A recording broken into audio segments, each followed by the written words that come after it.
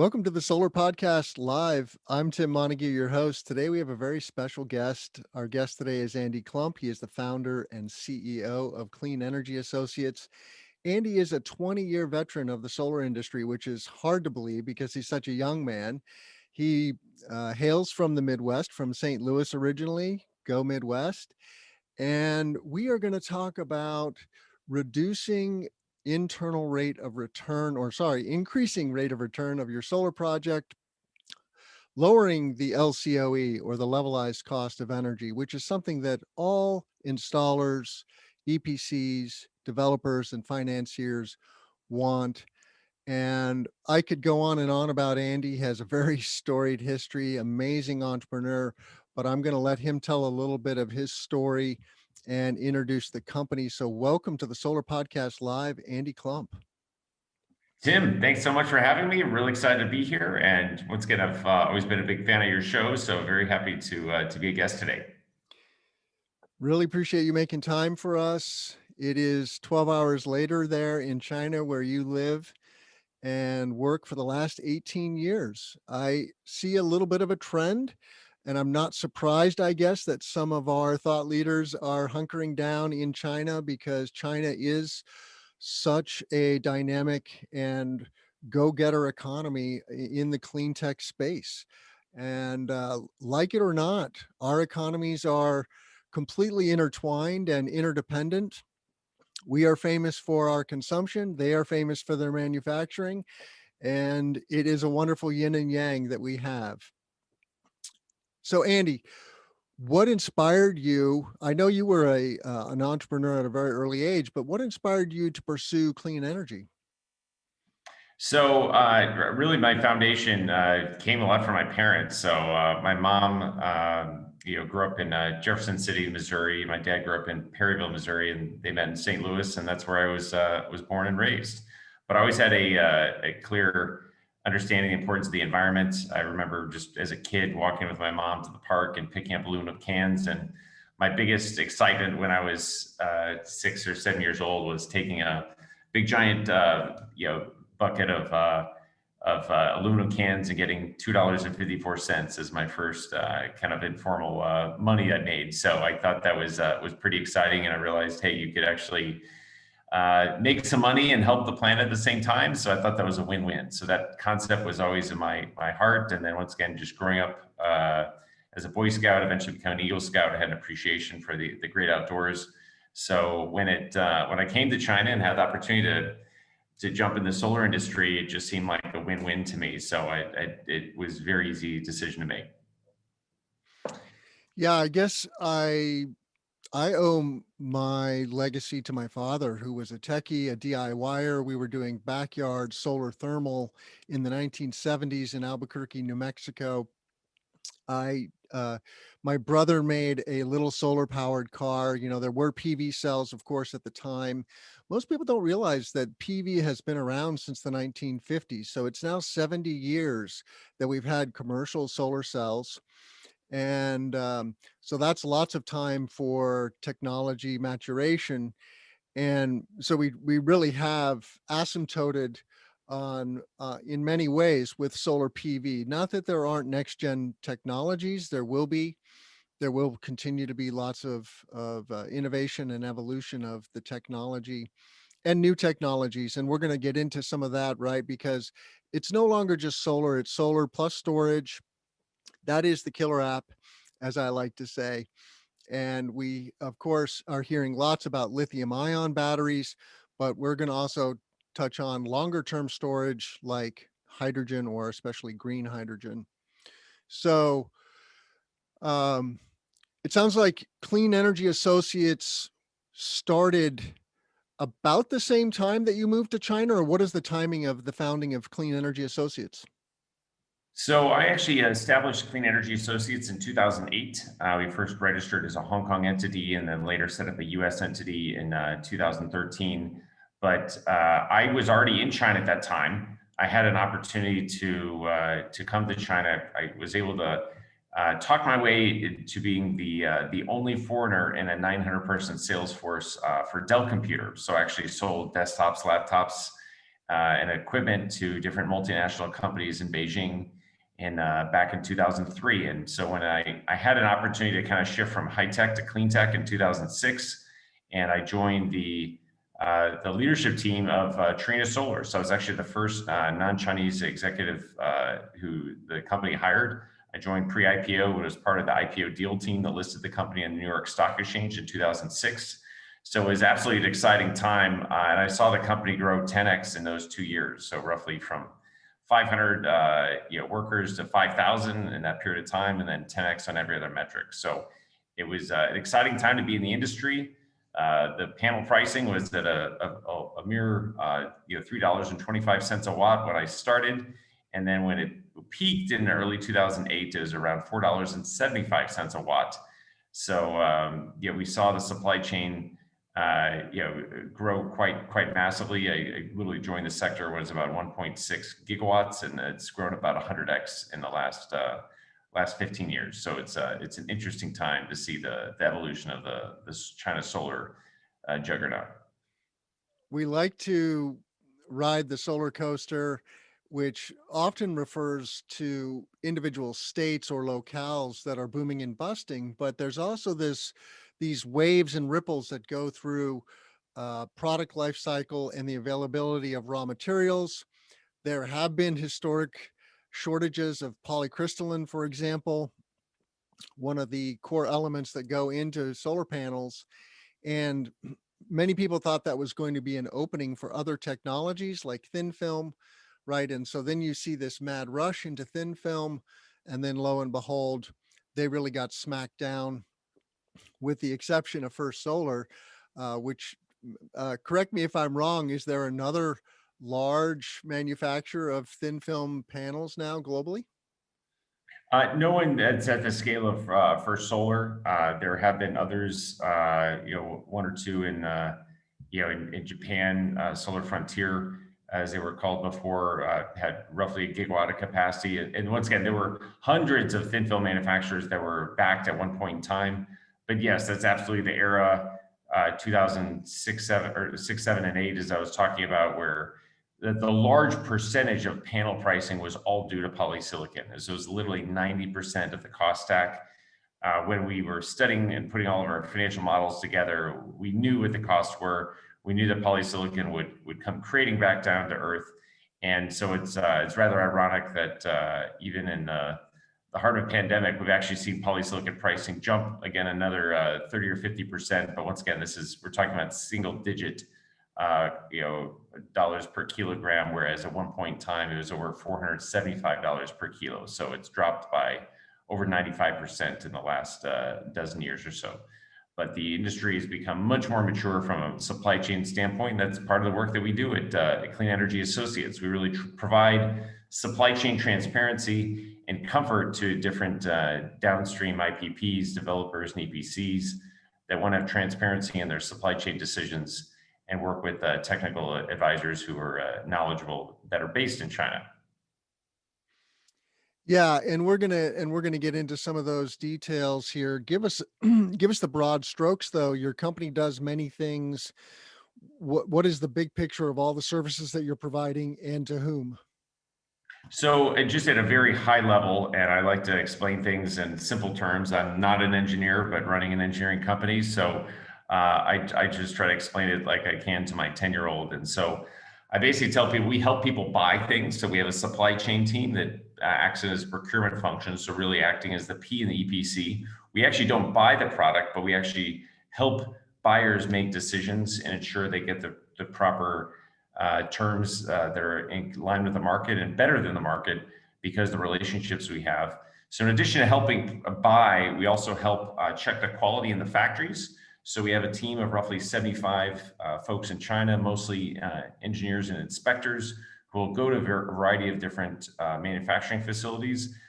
They do this not just in China, but also elsewhere in Southeast Asia and Korea, really helping our clients gain transparency into how the products are actually put together. So the second part of our business is called quality assurance. And so we help the buy, we help to check the quality on the upstream. And then on the downstream, we also have an engineering services team. And that's a team that's really helping folks do the engineering behind the system, helping to troubleshoot when there are problems and really solve challenges as they come about. And then I'd say there's a fourth part of our business, which is in the business intelligence. So we basically have a lot of data that we've sit on because we've completed over 85 gigawatts worth of solar PV engagements. So we have a lot of data that is very helpful, allows folks to make better informed decisions. And I'll say we do this not just for solar, but we also do this for energy storage. So we have over 4 gigawatt hours of energy storage systems that we've helped support with our clients in over 60 countries. Excellent. Well, this is a real treat for me and our audience. There are very few people in our industry who have such a wide purview, wide and deep. So hold on, people. I want to give a shout out to our listeners and live attendees. Thank you for being here. Feel free to put questions in the Q&A or the chat. Either one works fine. I can't promise we'll get to everything in the course of the hour that we have together. We will have a hard stop at the top of the hour, but you can always email me as well, tmontague@cesnrg.com, and I will get an answer to your question if you have a forward-looking question that I can parlay to Andy, and we'll give his the best way to contact him later on in the show as well. So, Andy, let's talk about IRR. It is poorly understood, and there are various metrics that we use: internal rate of return, net present value, ROI, payback period. At the end of the day, it boils down to what is the cost of energy from a renewable energy facility that has to be out there in the elements for 25, 30, really we're gunning for 50 years lifetime on solar and wind and storage facilities now. How do you look at IRR, and what should developers be thinking about and focusing on? So certainly the internal rate of return is effectively looking at the potential profitability of investment, and it kind of depends on what size project and what your cost of capital is and what your options are. So I think from the perspective of how I saw the industry evolve 15 years ago, solar was seen as a very risky asset class. And so it was had to be a very high rate of return, often double digits, 12, 13, 15% for some utility scale projects when the subsidies were very high in Europe. There were even cases in Spain that were highly subsidized at 20+%. And so many investors jumped at that such a high IRR because it was an unknown asset class. But once again, over time, as a lot of these projects became more and more de-risked, you had more mature investors jump into the sector. And then consequently, there are a lot of ways to reduce risk, and a lot of folks were comfortable with the lower internal rate of return or hurdle rate. And so what happened is that no longer were these projects just completed on equity capital. You had debt and bank financing that was at a much lower cost of capital. And so that allowed these systems to effectively finance in a much more efficient way. And so the IRRs really end up just coming down to single digits. And so my answer to your question would be, if you're a large utility scale owner of solar assets in the United States, you're certainly looking at a mid single digits. Some used to be at 8 or 9%, are now increasingly at 7, 6, and some are even sub 6 or sub 5.5% on the IRR. But once again, these assets are far less risky than they once were, and there's also a lot of competition for utility scale assets because they allow certain large investors to put a lot of money to work all at once. But once again, for smaller systems, it is possible to have higher rates of return. And so for those who are owning the system and they have an incentive scheme which provides maybe that double-digit rate of return, those can be great systems, but often they're going to be much smaller. So 10, 11, 12% may be possible for some small, C&I type of installations. But once again, starting to aggregate those at large scale becomes more challenging, and those demands of the return really come down. Yeah, you mentioned the role of subsidies, and so, for example, a feed-in tariff or a REC, which are very analogous. Here in Illinois, we have a REC-driven market. Many of the U.S. markets start by being REC-driven. And what a REC does is it just increases the value of renewable energy somewhat artificially to jumpstart the market, because you want to level the playing field. We forget that we are constantly subsidizing alternatives, traditional fuel sources, coal, nuclear, natural gas. Um, and those subsidies are largely invisible to the consumer's eye. And so it is vital that we have subsidies in the renewable space as well. Globally, the subsidies in renewables are much less than the subsidies that are provided to fossil technologies. And that's another misconception that many Americans certainly have. But there are levers that you can pull to increase IRR, external levers, so to speak, right? Market levers. And then there are internal levers with the quality of the build, the quality of the construction, the quality of the products, the quality of the engineering going into the product, the quality of the due diligence and the finance. There are many, many levers in a solar project, small or large. So what does clean energy advisors get asked to triage and look at and drill down on related to IRR, Andy? So there are a lot of areas where we get involved with IRR calculations, and it's really part of the third part of our business that I mentioned, our engineering services team, which is based in the U.S. We actually have 40 engineers and inspectors throughout North America that work with many IPPs and developers. And so there's a variety of services that we provide. But once again, in our development services team, we're really working with folks to really try to eliminate risk. We do a lot of work around energy assessment and financial modeling. So we're really trying to make sure that a developer has the right assumptions going to a model. And we have to make sure to use a piece of software called PV and make sure we have the right set of assumptions that go into that model and drive towards an accurate IRR calculation.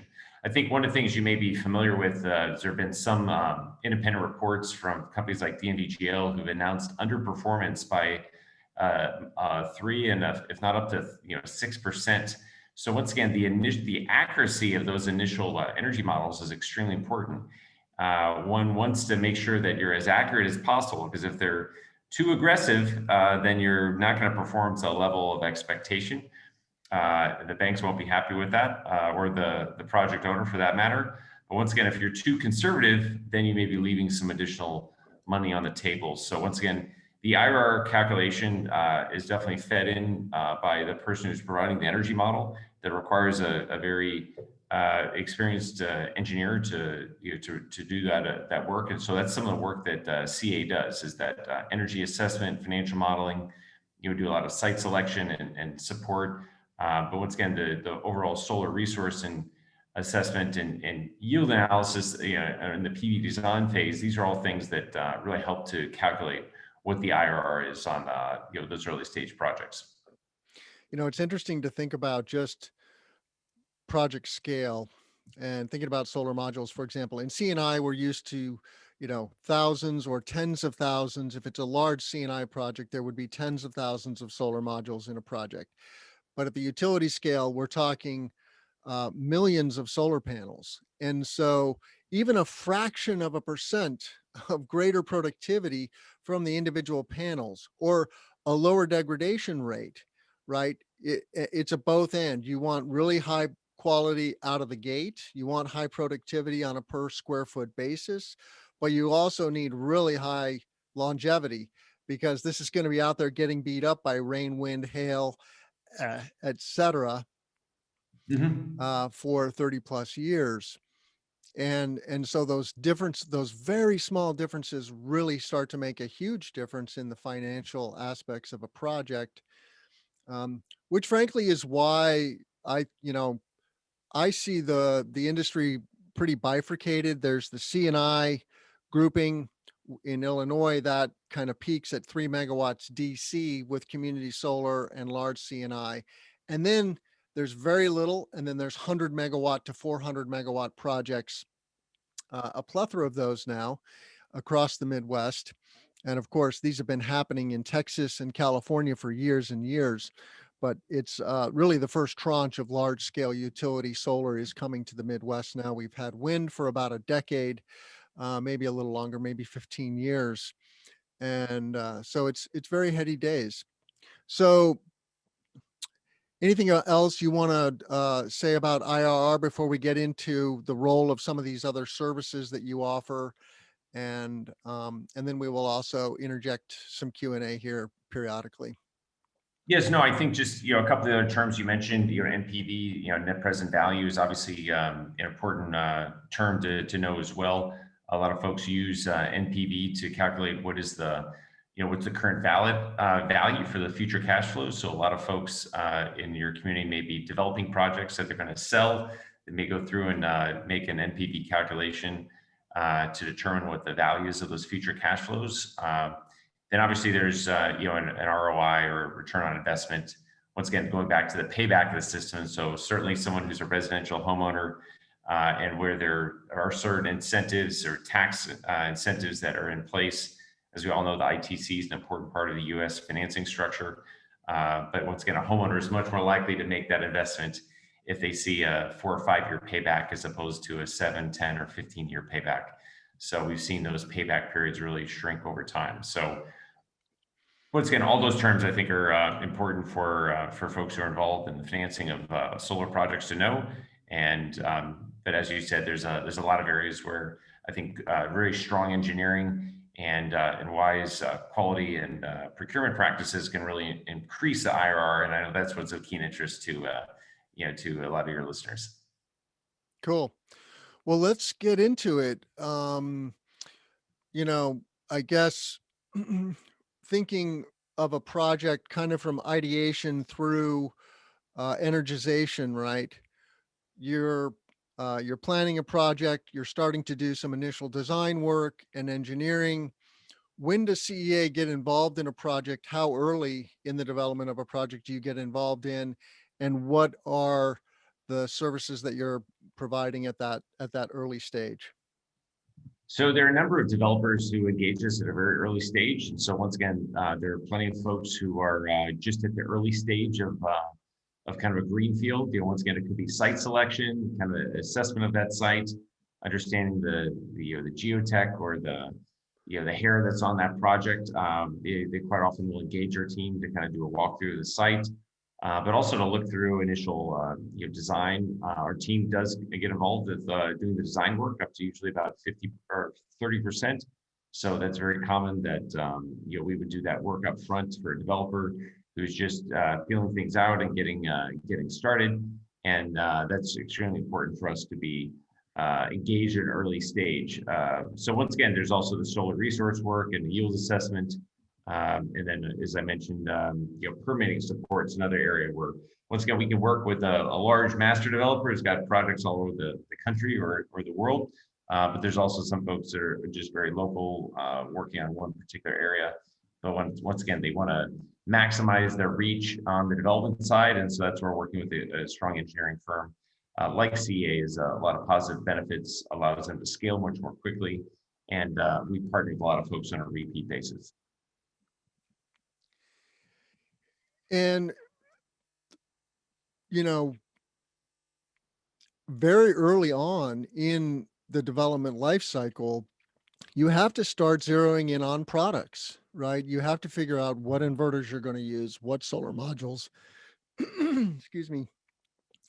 And that quickly leads to supply chain management questions. It always makes us nervous when we're thinking about procurement of modules, because the price fluctuates, the availability of product fluctuates. Um, a big project can wipe out a manufacturer's supply with the blink of Mhm. an eye. I mean, a large solar factory is putting out a few gigawatts. Correct me if I'm wrong. Are there factories producing more than 10 gigawatts of solar panels? Absolutely. So if you look at the world's largest manufacturer, Longi, they're up to 45 gigawatts of capacity, and Wow. Jinko is also at 30 gigawatts. And if you look at the large major players, they're basically expanding at 10 gigawatts at a time. So it's really quite impressive. But once again, in terms of actual capacity, the top 10 manufacturers account for 70% of overall capacity because a lot of small players have been expanding in 1 and 2 gigawatt increments more recently. But once again, over time, the industry is going to consolidate. And if you look at the shipment totals this last year, the top 10 manufacturers accounted for 90% of the overall industry. So, yeah, completely agree. This is an industry about supply chain. It's extremely important to understand the supply chain and the pros and cons of various approaches. But we do get involved with a lot of supply chain decisions. And once again, part of our work on the supply chain management side is to helping folks, as I said, be the P and the EPC. So we see more and more developers taking on not only modules, but also inverters and mounting structures. And so then they'll effectively sub out everything else to an EPC. But once again, our engineering services team may be involved with the EPC, bid oversight and seeing do some engineering construction monitoring work on this site level once those procurement decisions are made. But our supply chain team is really working with folks, either those with an existing procurement team or those that are actually in the process of just working externally, and we do almost all the work. Just once again, everything usually flows through our clients, but the supply chain is absolutely crucial, and that's why once again we've been sitting on just 13 years of a track record. We have relationships with a lot of suppliers at the headquarters in Asia. And a lot of our clients really say that those relationships are very valuable for them to get better than market pricing deals. So that's where we've taken many clients to their manufacturers in the past. But as I said, during this time of COVID, it's not possible to travel easily to China. I spent about 6 months in the US last year, had a hard time getting back. But we expect things to open up a bit more. But definitely during COVID, we're doing a lot of work that helps our clients connect directly with manufacturers and get some insight into the market. One of the things around supply chain that we're very aware of right now is the shortage of chips, especially for the automobile industry. And explain how that works, because you would think that in an industry like the auto industry, there would be a relatively constant demand for the products going into cars. And yet now we have a pretty severe shortage where some manufacturers are stopping production lines because they can't get the products to complete the vehicles. How does that happen? And are there things that we need to be thinking about related to the solar industry? Do you see any pain points coming in the near future? So absolutely, there are in any high growth industry. There's always supply and demand disruption, and once again, if supply and demand are not perfectly matched, then you're going to see disparity, and so that does result in some supply shortages. And so this absolutely has happened on the solar side many times in my 15 plus year career. So we mentioned polysilicon pricing. It was a perfect example back in 2007 and 8 and reaching exorbitant levels. It was all driven by a lot of subsidies that were overly frothy. But the reality is that the industry is much more mature now. We don't have quite the same swing of ups and downs, but there are times where there's shortages, and sometimes it's even of the basic raw materials like glass or EVA, which are kind of key components on the solar module manufacturing side. But right now we see a bit of a shortage on polysilicon. So polysilicon prices have fluctuated as well, and have gone up by 30 to 40% since the end of last year. So, but once again, yes, as you said, batteries are another perfect example. So actually, battery cell manufacturing capacity is not meeting market demand, And it's from the leading companies. Some of the major Korean players like LG or Samsung are not able to meet the overall needs of the market. So everyone shifts to other manufacturers and other leaders in this space, such as CATL out of China, are not able to meet that. So you're absolutely right. There's just a massive amount of growth in the electric vehicle sector, as well as energy storage sector. And so that's really pushing some of the manufacturers to not be able to keep up with demand. But many are expanding rapidly, just not as much as demand triggers are. So it's a challenging time in the market for energy storage. Yeah, it's kind of a double whammy that we're reaching the tipping point in EV economics, and so the demand for car batteries is going to go through the roof. We see that Tesla, which is the U.S. leader in EV manufacturing, getting into vertical integration. They're going to be making their own batteries, all the while sopping up huge volumes from the major companies that you just mentioned.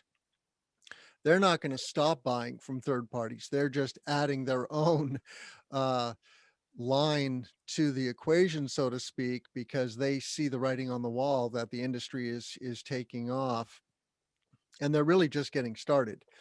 Um, so, what else should developers and financiers be thinking about, and how can you help them around supply chain management? Um, yeah. Absolutely. So once again, one of the things we always say is one, never single source. Always have multiple options. And once again, it's a function of two, what size. If someone's buying just a container or two, well, okay, well, certainly just single sourcing is probably the only option. But when someone is getting into multi megawatt or multi tens of megawatts, it's good to have a couple of different parties they can go to, because you're right, some folks do come up short at a certain points of time, and one just can't wait around. So we do a lot of work both with really educating our clients on what are the trends. We have data which really kind of highlights the whole overall cost stack and what what the gaps are in the market. We also have a tremendous amount of relationships with manufacturers. So sometimes it's just introducing them to manufacturers that are not as well known when there's a shortage among the top tier players. So there's a lot of work we do about running RFPs. Once again, engaging our clients in that process, really helping to devise the technical specifications, understanding the bill of materials for the product components that they should be asking for, and just understanding about the different technology trends. So once again, keep in mind that solar modules that once again, just a handful of years ago used to be the 325, 350 watt range. And all of a sudden, this utility scale modules jumped to 380s, 390s, and now you see low fours. But we're not. Many are also selling 450s and 460s, and then very soon you'll see 500 watt plus modules. So once again, one could choose modules that are seemingly the latest and greatest one day, and then all of a sudden 6 months later realize that they're way off the market. And so everyone wants to be aggressive in terms of the pricing expectations they have, but one of the bigger decisions around supply chain is often what technology do you choose and why, and from which manufacturer. So our supply chain team, it's based in the U.S., really answers all those questions, and so it's very exciting to engage with clients and really help educate them and see the light bulb go off in their mind, because they're really often blown away by the amount of insights our team has. But we're really helping our clients save millions of dollars and sometimes tens of millions of dollars, depending on the size of their procurement. I had Michael Parr from the Ultra Low Carbon Solar Alliance on the show. All solar modules are not created equal. A low carbon solar module will have half the carbon footprint of a high carbon module. And by high carbon, we're simply referring to the electricity that is used in the manufacture of the products that go into the module or the module manufacturer itself. Um, and so this brings up, questions of products, how they vary by region. You could have a company like Q Cells that they're a global manufacturer. They have a panel factory here in the U.S., but of course they have factories all over the world. And and of course the sources of electricity for those panels are different. So they do have an ultra low carbon solution, and then they have a medium carbon solution. Um, but let's talk a little bit about QA, quality assurance, and um, what are the aspects of QA that you guys are focused on, and are you involved in these discussions about the carbon footprint of the materials? Because of course we're trying to zero out our footprint. China has put a stake in the ground to be net zero by 2060. The Biden administration is talking about zeroing out our carbon footprint in the US by 2050. And all of us in the industry, of course, need to be thinking about this on an individual project basis. Of course, we're promoting clean, green energy when we're installing solar arrays, but if we could get to net zero twice as fast, why shouldn't we? So we need to be educating ourselves and thinking about these things as well. Absolutely. So once again, I will definitely say, once again, we're fully supporting, decarbonization of the planet, and trying to help, adopt as many green strategies for building the industry out. And so there are a number of companies globally that care about this topic, and once again, even Chinese manufacturers who are shifting to other low cost areas. So there are regions around Sichuan or Yunnan where there's very large build outs of upstream wafering facilities because they're very close to hydro. So hydro, is everyone knows, is a very low cost form of energy, and so you're having these high energy content parts of the supply chain be worked with hydro facilities. Is once again, it's a perfect match. Many solar manufacturers in China also have solar on their own rooftops, but that's not enough to meet their core baseload. So they have to augment that with other sources of energy. And so once again, when they are clean and green, that obviously works well. And there have been certain incentives in place in certain markets like South Korea or France that have really highlighted and incentivized those low carbon footprint products.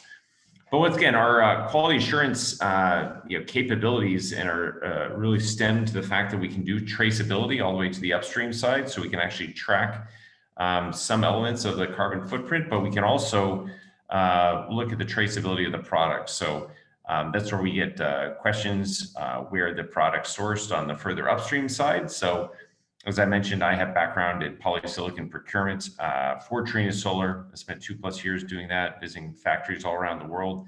I visited polysilicon facilities in the US, Germany, and then also China. So I've seen a variety of those facilities. But once again, the QA work that our team is doing is directly getting into these factories, but really focused primarily around the end product. So once again, whether those are modules or whether those are inverters, PCS on our energy storage systems, other power electronics, we have teams and separate capabilities on all those areas, including mounting structures. So that's where our supply chain practice is really married very closely with the project operations team on the QA side. So we're often doing the pairing of those two services, really specifying the contract. What are the bill of materials? What should one look for? And then how does one go about the execution of a deal? That's when the pass off happens to our team that's in the factories, looking and validating the quality of the work. And once again, another example, someone asked me, well, how do you justify those services? Well, look, there are cases where someone may go to a non-mainstream manufacturer and they say, look, we can't get access to a tier one or a top tier product because they're sold out right now. Help us go to a tier two facility and marry your QA team so we can help them procure more cost effectively and make sure they get product. And then we basically overlay more QA resources in the factory to make sure that we're taking out all those defective products and giving daily reports and insights to our clients about what kind of quality of the products that they've bought are actually happening.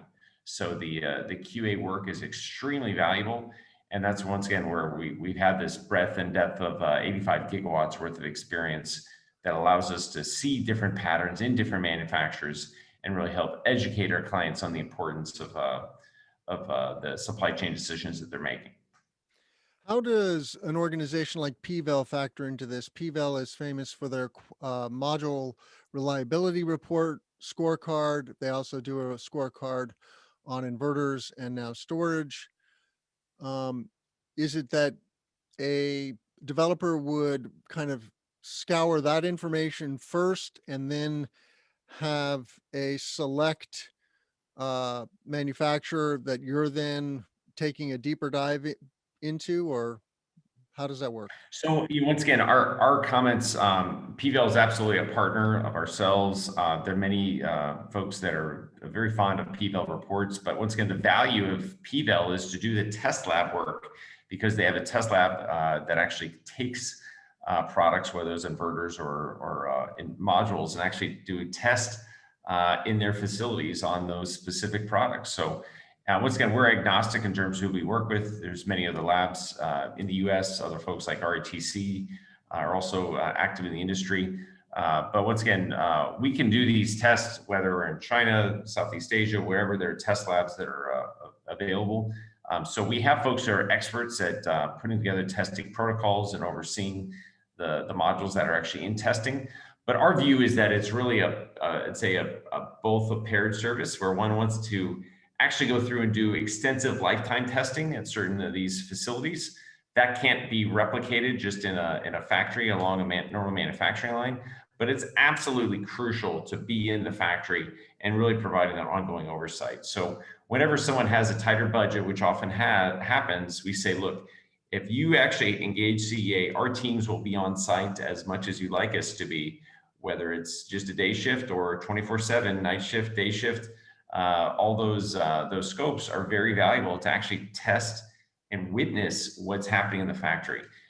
That can't be replicated anywhere else. Once again, there's also a halo effect.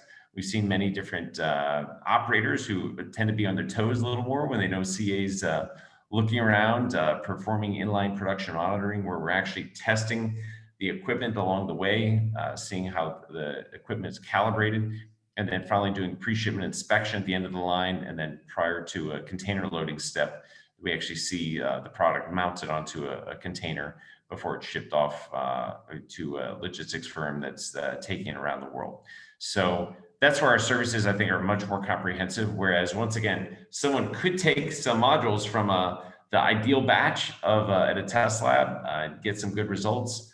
We've seen some manufacturers who've said, oh, we only allow certain testing in certain test labs, but we see that as a conflict of interest because some of the test labs are paid by manufacturers for certification, and that's a very profitable business for them. So really much better model is to have someone who's entirely independent of suppliers, which CA is. And that's why I'm very proud to say that I own the firm. And once again, we are 100% aligned with our clients and their interests. We do not take any money from manufacturers, and that's where we are independently owned and operated company that's giving that third-party point of view. So the QA work is absolutely crucial. So hopefully it gives you a little bit of insight on the work that we do vis-a-vis someone like a PVL. There's a question from Fred about standardization. He's particularly curious about engineering services, but I think this applies really across the board.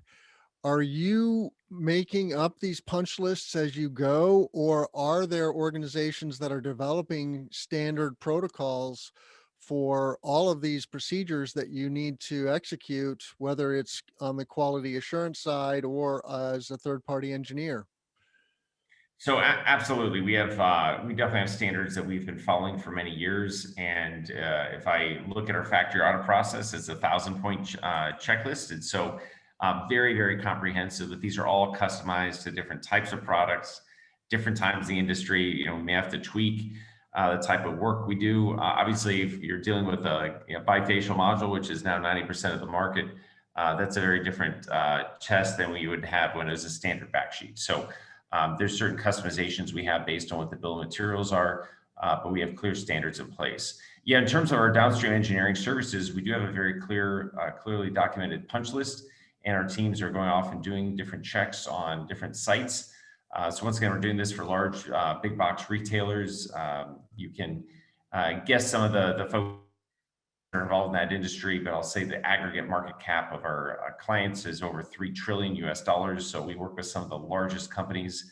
They're involved in both rooftop and also offsite generating capacities. So once again, whether the punch list is for a rooftop system or a utility scale system, our teams are on site actually doing a lot of this work. And once again, it really, it's in our interest, both for ourselves as well as the broader industry, to have many of this standardized. I couldn't answer a standardization question though without talking about the product itself. Challenges we've seen just in the last 2 years is that we've seen a shift away from standardization. So keep in mind that from 2006 till 2019, the size and the form factor of wafers was all 156 millimeter with cells. However, just from that 156 threshold in 2019, you saw an increase to 158, and then went to 161, 166. Now a lot of new lines are coming out at 182, and some even come out at 210. So when all of a sudden you change the wafering size, the module size itself also changes. So unfortunately, we're shifting away from fewer standards, actually more standards, and that's adding more complexity. And so this is one of the reasons that our business exists, is we're very familiar with all those complex systems, and that's absolutely crucial for the industry to survive. Is that we have well-trained engineers who know the differences between the different types of standards that are out there, and really trying to help de-risk the industry so that we go back to that IRR, really trying to help lower the cost of capital and allow more and more solar projects to happen. We're going to get to more of the audience's questions here in the last 10 minutes. So get your questions in. And, one of the questions is about the scale of your customers. What is a typical profile of your customers in terms of the size of projects that they're working on? So once again, we have a whole range of clients, and so once again, I will say we work with some of the big, large scale guys. We work with some of the largest IPPs and developers in this space. Some are publicly traded companies in the Fortune 50 range, but there's also very, very small players. So some that are involved in residential, and then some that are in the mix, in the middle, in the C&I space. So it really runs the gamut. Once again, I would say, while we do have a lot of large utility scale clients, once again, there's clients with 1 to 5 megawatts of buys that need help. So we support procurement even of that size, and we can do quality assurance engagements at that size as well. But once again, ideally, someone is we basically try to figure out who's growing, what their needs are. And so there's a process we go through to really understand what their objectives are. But look, someone who's buying 5 or 10 megawatts, if all of a sudden they're buying 3 or 5 cents higher than the market, it's something where we can help them quite dramatically with cost savings. So there's a lot of ways to work with even folks that are small to mid-size. So it is it's very for us, any client's an important client. Just we want folks to be repeat clients. And so that's where we really work with folks on a lot of repeat basis. And as I said, we said from the start, myself being from St. Louis, my dad being a cab driver, and having a lot of uncles who are electricians and plumbers and blue collar folks, I'm always very keen to work with folks who are engaged in building things. So our teams are very fungible and happy to work with whoever has interest with our work. Yeah, I mean, if ever there was a global company, you meet that definition. We have a question from Feifei about QA work on suppliers. How do you meet local requirements in specific regions? She calls out Ireland and California. I would add France to that. France has been a leader in setting requirements for low carbon modules, for example. But when especially under the pandemic, how have you and your staff dealt with the challenges of not being able to travel perhaps as freely as you wanted to or did historically, and then meeting regional requirements? So during the early days of the pandemic, once again, I was in a similar condition with a lot of folks. I was actually stuck outside of China in January and February and unable to get back in March, which is why I pivoted to the US. But like a lot of our teams were either stuck in quarantine or not able to do work on site as we'd like. So we did have certain cases where we had to do some remote checks. We had to use various digital devices to kind of check things remotely. But there's actually really only a few cases. And I will definitely say those were not ideal. But once again, you have to think back in March of 2020 when things really started to spread globally from a COVID-19 perspective. They actually were shaping up a lot better in China. A lot of factories were getting back to full utilization. So by April of 2020, China really was in this lockdown mode, but the supply chain was more or less functioning well. So our teams were able to do different inspections throughout China without a problem. We had teams that were in Vietnam and different countries. We do have one person who's in France, a couple engineers in Italy, Greece, Spain. So we've had folks complete work really throughout this whole pandemic. And folks who go up on rooftops in the U.S. and the like. It's not been ideal, but our teams have been able to get around. But once again, we just provided them with the PPE that they needed, and obviously very supportive of whatever safety protocols can keep them safe. So surprisingly, it was not as much of an issue, but I will definitely say we had a lot of new clients who came to us because they no longer were able to travel to China, and that's where our team is very strong. But we have folks really throughout Southeast Asia, so we have many engagements. We're doing this work right now, and have been doing this throughout the pandemic. Great. We have a question from Zeb, and this is my favorite. What are the top trends you expect to see in the combined solar and storage space over the next 3 years? And what are the biggest opportunities and risks involved in those trends? Absolutely. So once again, I think increasingly we're going to see solar and storage be paired together. There's absolutely no doubt that I think by 22, 23, we're going to see the percentage really kind of move more and more towards the upper percentage levels of joint installations. But once again, I think one of the trends that's very clear is that there is a bit of a supply shortage on some of the battery cells that's been more pronounced recently. And once again, the industry is growing quite rapidly, but so are other needs such as electric vehicles. So we do help folks with making good storage decisions. We do help companies that want to look out for some of the manufacturing facilities at different integrators. So once again, I will say the integrator trend has been one that's playing off, but increasingly we're seeing more developers are becoming more sophisticated with energy storage. And so the need to have external advisors with energy storage expertise like CA is becoming more pronounced. And so we're really happy to work with folks who lack that expertise in-house, but they want to stay in line with the best in breed market class practices. So great question to hear. Yeah, I've noticed that hydrogen is really getting in the news now on a regular basis. As I mentioned at the pre-show, we now have a green hydrogen facility being built in Champaign-Urbana, and pipelines that are moving natural gas can be retrofitted to move hydrogen. So we see Europe investing a very large sum. 40% of their infrastructure spending is going into the hydrogen economy now. And so it's very heady days for long-term storage, plenty of challenges there, but we definitely see some light at the end of that tunnel. I would be remiss, Andy, if I did not mention that people can learn a lot more about your background and your legacy by listening to your two interviews on Suncast. So check out Suncast Media with Nico Johnson. The Suncast podcast, episodes 120 and 335 are interviews with Andy. And Andy holds the distinction of having the most downloaded episode of Suncast, which is episode 120. So check that out. And but check out all of Nico's content. He has over 350 episodes now of that show where he interviews CEOs and entrepreneurs from the clean energy industries. So great resource. There was a question about, getting into the solar space in your mid-career.